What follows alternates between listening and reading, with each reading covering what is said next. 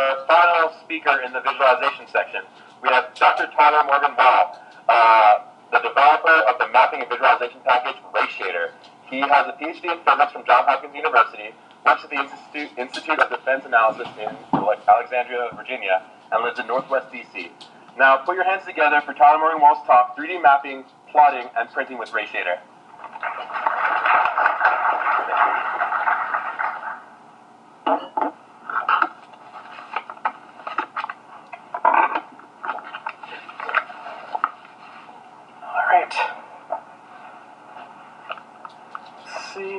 Yes. Hi, everyone. My name is Tyler Morgan-Wall, and yes, I'm going to be talking today about the R package RayShader. Let's see. So, Ben already gave you a little introduction. Mostly, this is just to give you a picture of my Twitter profile picture, because we all look a little different on Twitter. We all look a little different also when we're 1 centimeter tall on your laptop. So this is what I actually look like. But that's what I look like on Twitter. So I'm the developer of 4 packages, 3 of which are currently on the CRAN. RayShader, Skipper, and Majestic CRAN logs. RayFocus I'm going to get on eventually. It has some features in RayShader. But this is me, and this is what I do. So I'm going to answer a few questions in this talk. First and foremost, what is RayShader? Why did I develop it? And how can you use it to make beautiful maps and visualizations? Secondly, I'm going to spend a few minutes talking about 3D plots, or about 3D plots and why they aren't as bad as some people make them out to be. And finally, I'm going to talk about some of the non-coding activities you can do to develop your projects and how you can take advantage of the great online RStats community. So, RayShader is a package designed to make maps in R. And by making maps, I mean taking the topographic data and using that to make a map, as opposed to taking somebody else's tiles and putting spatial data on top of that. By creating maps straight from the source data, the source elevation data, you can control all of the aesthetic qualities of your maps. So, if you use base R, this is what you get when you plot elevation data. Now, this is Hobart, Tasmania, but it kind of looks more like 2 amoebas fighting in pond scum. So this is the RayShader version of the plot with the function sphere shapes. So the code is on the left and the output is on the right. So it's, in my opinion, a much more naturalistic view of the data. While you lose the direct mapping of color to elevation, you gain a much more human understanding of the topography.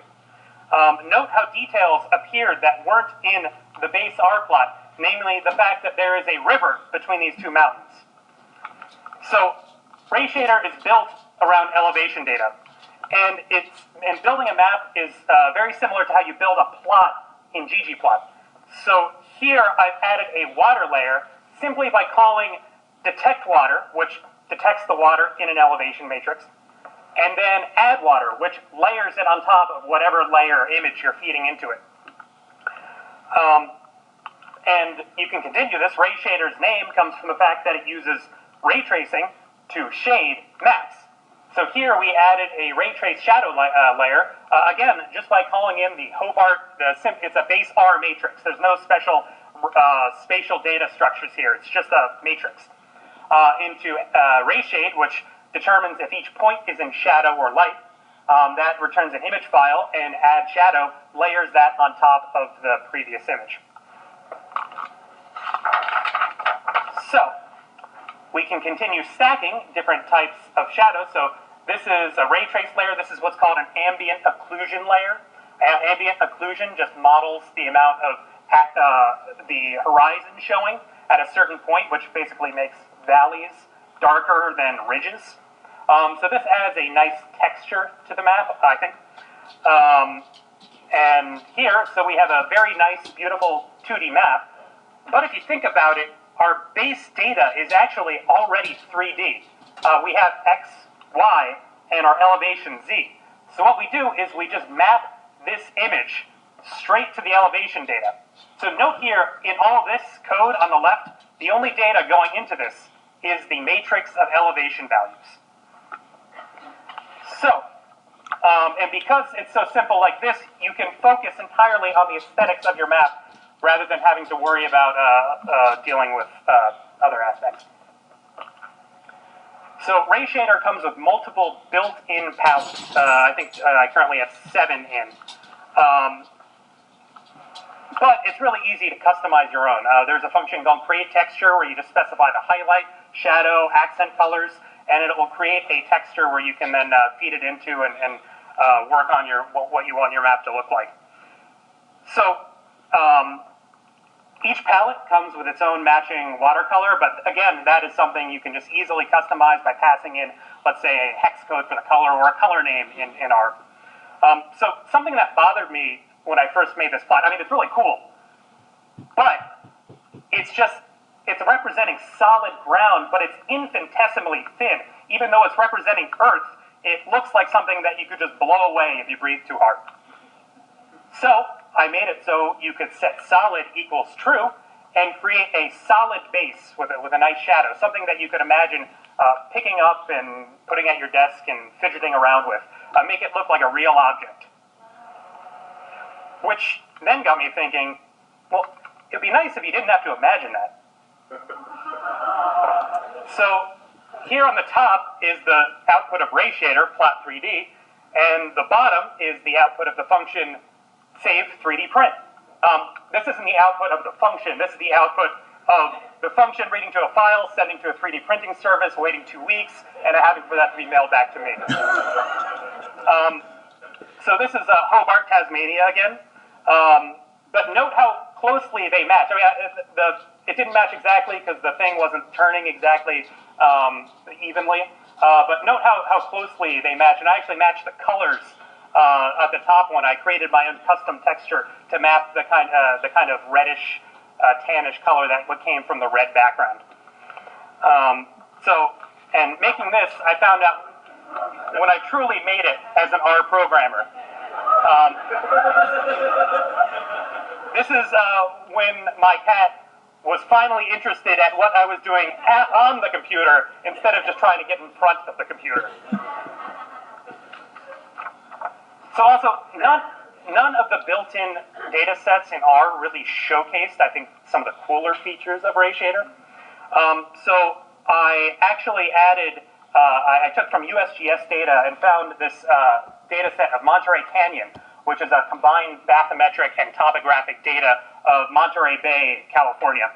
And this, I think, really starts to show where RayShader really shines, which is combined topographic and bathymetric data sets.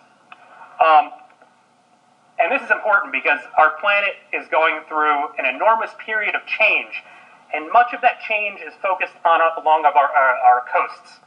So one of the main goals with RayShader was to make it dead simple to model and visualize visualizations with land and water.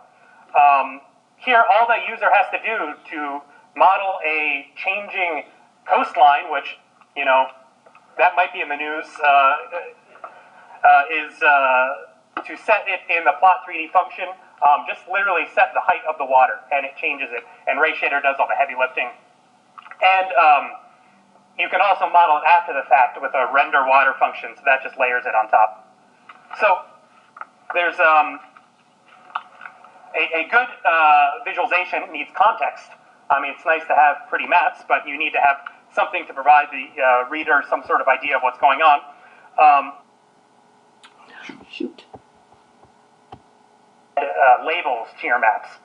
And the render label function is actually very simple because all you need to do is provide the row and column index for where your label is, and RayShader will then automatically put that part there. And you actually get the altitude of the plot of the text label in the units of your map. So that I set it at, like, a couple miles above the surface. But it's really simple to label your plots. So this is serious. This is not.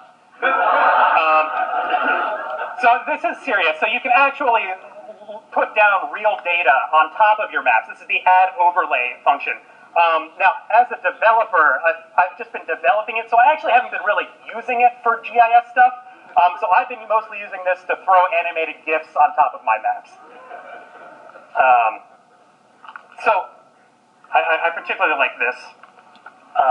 One of the issues I had with the raw output of the 3D functions, and this is just in general a problem you get when you're dealing with computer graphics, is that they looked kind of CG, and I really wanted to look like a real model. So one way to do that is to make it look like it's being imaged by a real camera. So I actually built into RayShader a virtual camera that all you need to do is specify your focal point and your actual virtual camera properties, either f-stop or focal length, and it will then take that image you have and then render this beautiful bokeh effect with your map. So it's really super simple to make stuff that looks fantastic, in my opinion.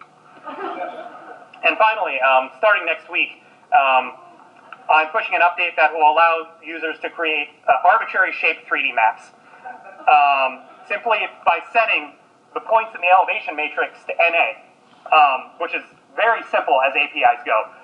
So you can make arbitrary map shapes without really having to worry about any sort of special weird API. And RayShader handles all of the intelligent slicing of both the water and land areas. So that is the current state of RayShader. And there's a lot of cool stuff that's coming. I hope people that will like. But I think there's one feature that I think a lot of people are really excited about, and that's 3D ggplots. So I'm not actually going to talk about this feature in particular right now, but because I'm still working on it and there's still a few bugs I need to work out. But what I am going to talk about is the small contingency of people who think I should not even release this feature because 3D plots are always bad and they just inhibit interpretation, and generally they're categorized as chart junk. So, are 3D plots always bad? No. This 3D plot's bad, yes. But are 3D plots always bad? No.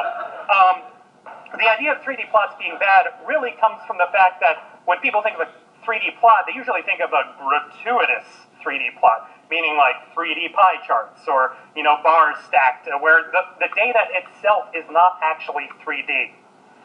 But when the data has a legitimate 3D mapping, creating a 3D plot is perfectly fine. There's also the idea that if, since the display medium is 2D, like in a book, let's say, that a 3D plot only exists to, or only make the plot less interpretable. But here, I think, are two examples from the USGS, the Atlas of Oblique Maps, published in 1988, that contains beautiful representations of topography in 3D. And unlike a 2D contour or color map, you don't need to be a cartographer or to have a color bar to understand what's going on or the landscape. This is immediately interpretable by a layperson. And some might say, well, actually, okay, fine, yes, that's interpretable, but that's more of an illustration. That's not a data viz. Snobs.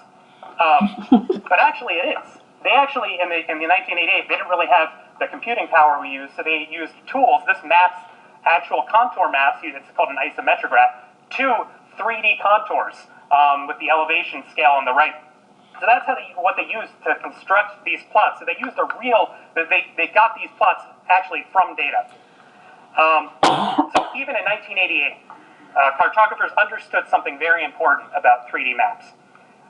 They are incredibly, or 3D visualizations in general, is that they are incredibly engaging and they're very easy to understand. And this type of engaging tool is very important when trying to communicate complex ideas and analyses about our changing planet. In particular, I want to point out the last sentence, or those two sentences there, because I think they're pretty, coming from 1988, we still have the same issues today. And the last sentence actually says, well, with the help of computers, maybe someday this will be possible to do this more easily. So I think Ray Shader fulfills that computer quality. So I think we've come full circle. The cartographers can write about me in their next Atlas of Oblique Maps. So finally, each visualization, or not finally, each visualization is part of a story, and sometimes the idea that a visualization needs to take a backseat to the exact representation required by the data, or that needs to take a backseat to the story you're trying to tell. So this visualization was not made with Ray Shader, but I think it's a really great example of a 3D visualization that tells a story. In this case, the amount of changing groundwater in Southern California by showing how the ground is breathing, that a still, even set across in different frames or plotted on its own, a 2D visualization would not be able to capture or engage. I mean, this is a story about groundwater that I went like, ooh, cool. So in this case, if a picture is worth 1,000 words, I just think that a 3D animated figure, it must be War and Peace. So, and sometimes you specifically do not want the viewer to try to interpret your figure. Sometimes you just want, so this is actually the daily closing stock price of Yahoo, visualized as a cityscape. But you can't tell that because I specifically did not include it, the label, which is in the upper right. And because sometimes you just need a splashy title slide. And as a highly paid professional, you know you don't use generic clip art. So you need to show how much you're worth by taking your data and making a very splashy visualization. That also avoids the #1 question that presenters presenting analytical work don't want to hear at the end of talk, which is, hey, can you go back to your title slide? I have a question on the data there. So finally, I'm going to talk a little bit about developing your project using things other than coding. Writing about your projects is more than just marketing. It can be a great tool to brainstorm. So here I wrote that I didn't want this is writing about 3D plotting. I didn't want the map to look like a carefully crinkled sheet of paper. I wanted a 3D representation that looked like a paperweight. And this is what actually got me thinking, like, wait, what would it take to make that possible? So in this case, writing actually inspired a feature development, which I then wrote another blog post about. So it really is a great way to kind of get yourself in a self-introspective mode and think about where you want to take your project. Creating animations is fun, but it's also a great form of testing your software. So this actually, you see a little bug that I encountered when plotting the add label function, or testing the add label function.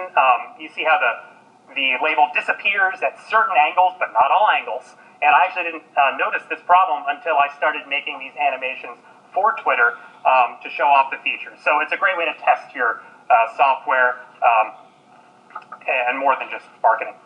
And finally, speaking of the RStats community and posting on Twitter, it's an incredible resource that you can use. In particular, it can get you 3 things. First is, of course, inspiration. Ozzy Jimbob, Twitter, he's actually the first guy that combined my ray tracing with spherical shading, and that's where I saw that and went like, oh, that's where I need to take this project. David Waldron, he showed how much of a city is in light and shadow during certain parts of the year. More cool animations, South Pacific data, pollution in India. David Waldron again, he's very talented.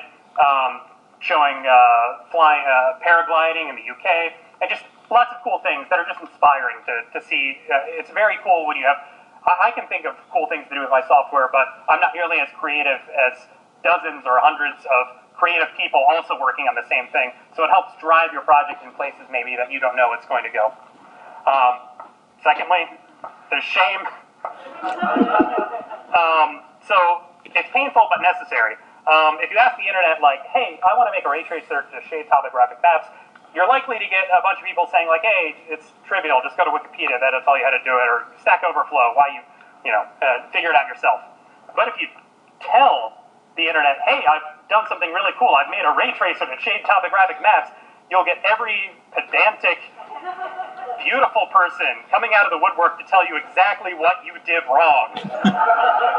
And if you can stomach it, you can actually use that to drive the development of your package, which I added a bunch of features based off of Hacker News. Don't go to Hacker News. But it was great. Bug fixes, of course.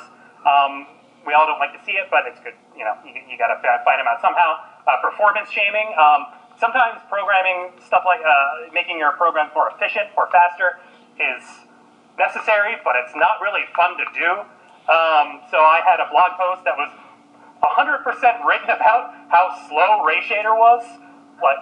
So I saw that and I was like, okay, I'll make it faster.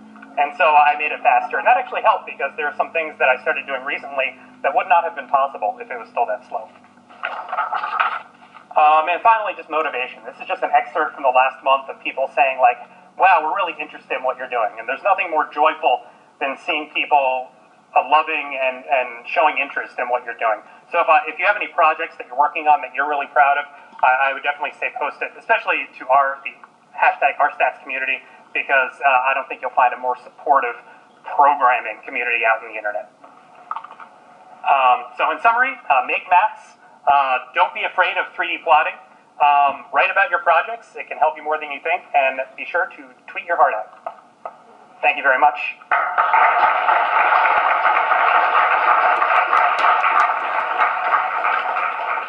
Oh, and I have this map here if you want to see it after the break. I can show you the 3D.